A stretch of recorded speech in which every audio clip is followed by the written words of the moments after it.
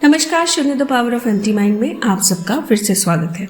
क्या आपका गणेश तत्व मजबूत है? अगर आपका गणेश तत्व मजबूत है तो ही आपका प्रोटेक्शन शील्ड स्ट्रॉन्ग बन सकता है। और अगर आपका गणेश तत्व मजबूत नहीं है तो आपको आगे के चक्रों में पहुंचने में बहुत दिक्कत होती है। गणेश तत्व एक तरफ से हमारा प्रोटेक्शन शील्ड भी होता है, क्योंकि जहां गणेश जी जागृत हो गए वहां पे आपकी शील्ड अपने आप मजबूत होने लगती है। ये एक पेड़ के तने जैसा है। चाहे पेड़ कितना भी ऊपर से बड़ा हो, पर उसकी तने अगर कमजोर है तो उसको टूटने में, सूखने में या फिर मरने में ज्यादा समय नहीं लगता। पर वही अगर आपका वो तत्व बहुत ज्यादा स्ट्रॉन्ग है तो आपको कहीं से भी वो हिलने नहीं देता। आज कुछ ऐसे पॉइंट्स बताऊंगी जिसमें से 10 पॉजिटिव होंगे। अगर आपका गणेश तत्व मजबूत है तो ये 10 पॉइंट्स आपके साथ रेजोनेट ज़रूर करेंगे। और अगर आपके गणेश तत्व में कोई ना कोई दिक्कत है तो 5 से 6 ऐसे पॉइंट्स बताऊंगी जिससे आप और ज़्यादा बेहतर तरीके से खुद को समझ पाएंगे। चलिए वीडियो का टॉपिक शुरू करते हैं। सबसे पहला पॉइंट, अगर आपका गणेश तत्व मजबूत है तो क्या होता है? आपके शरीर और मन के बीच में एक स्थिरता हमेशा बनी रहती है। आप बहुत ज़्यादा चीज़ों को लेकर अपने आप को परेशान करना या तो फिर अस्त व्यस्त करना पसंद नहीं करते। दूसरा पॉइंट, ध्यान में शून्यता अगर आपको चाहिए तो उसके लिए भी आपको गणेश तत्व की मजबूती बहुत ज़्यादा ज़रूरत है, ताकि आप खुद को ग्राउंडेड फील कर सके। जब आप ग्राउंडेड होते हैं तो आपका मन ध्यान में बहुत इजीली लगता है। तीसरा पॉइंट, ये चीज़ आपके सेल्फ कॉन्फिडेंस को भी बढ़ाता है।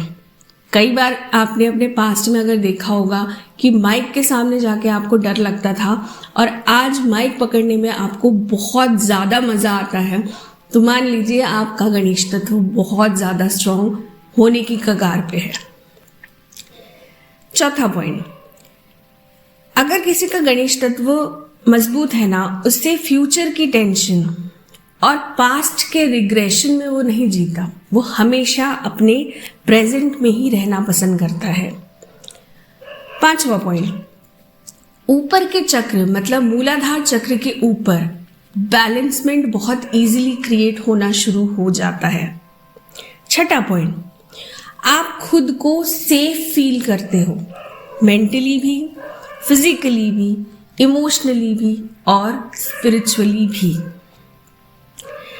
सातवां पॉइंट, खुशबू के साथ आपका एक कनेक्शन बनने लग जाता है। जिस इंसान का गणेश तत्व मजबूत नहीं होता ना, उनको स्मेलिंग से या फिर ऐसे किसी जगह पे जाने से इतनी ज़्यादा दिक्कत नहीं होती। पर जिनका गणेश तत्व मजबूत होना शुरू हो जाता है, उसका एक बहुत ही ज़्यादा स्ट्रॉन्ग कनेक्शन होता है खुशबुओं के साथ।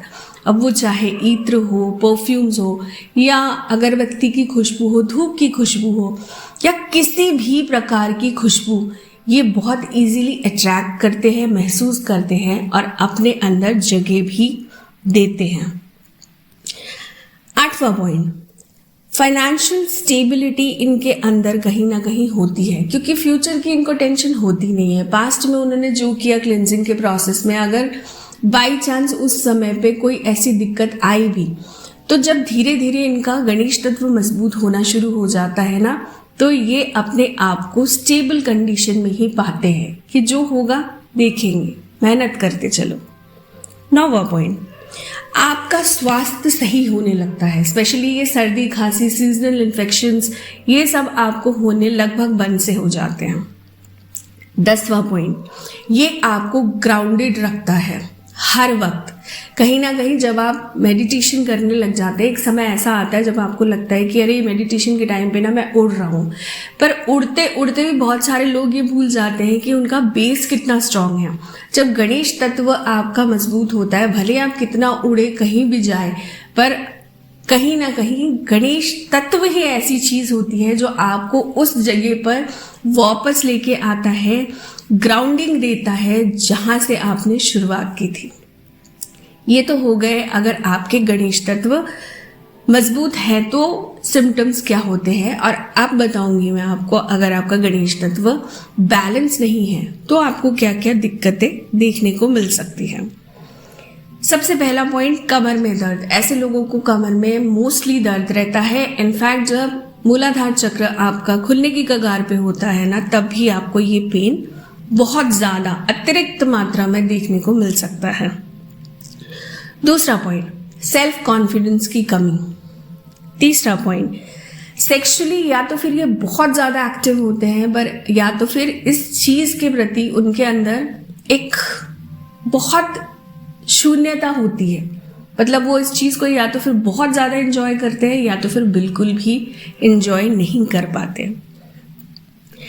चौथा पॉइंट, नसों में दिक्कत रहती है। हमारे शरीर में 72,000 नाड़ियाँ होती है, 72,000 नसें होती है, 72,000 कहीं ना कहीं हम कह सकते हैं कि चक्र होते हैं। इनमें कहीं ना कहीं दिक्कत देखने को मिल सकती है। पांचवा पॉइंट, पेट के नीचे ज़्यादातर इनको दिक्कत आती है।